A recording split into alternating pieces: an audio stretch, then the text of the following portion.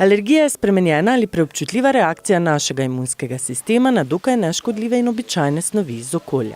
Simptomi se lahko pojavijo na različnih organih, kot so koža, spodnje dihalne poti, sluznica ali črevesna sluznica.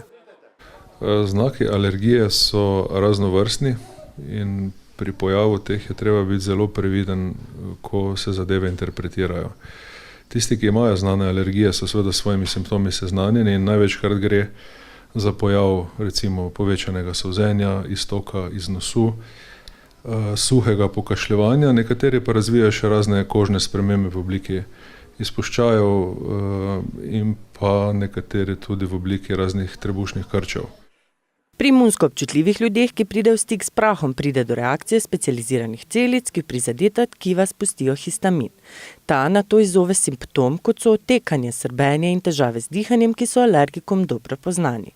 Zdravniki zato priporočajo preventivno zdravljenje.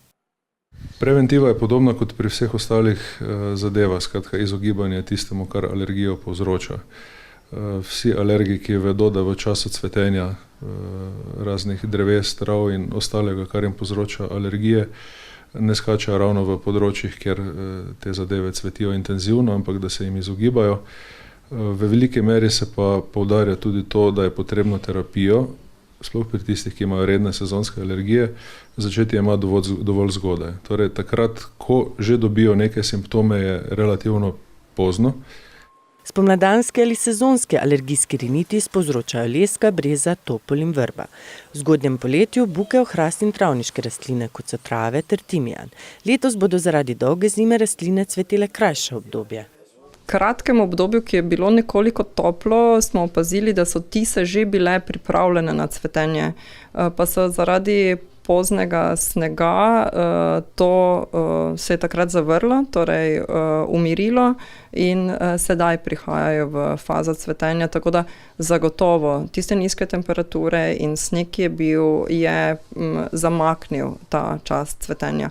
Sedaj pa imamo tako visoke temperature, res pomlad je eksplodirala, sedaj pa to vse pospešeno, mogoče celo bi rekli, da bo zato krajši čas cvetenja, ker je zelo eksplozivno, torej v kratkem času so rastline zacvetele in je čisto mogoče, da bo zaradi tega tudi krajši čas.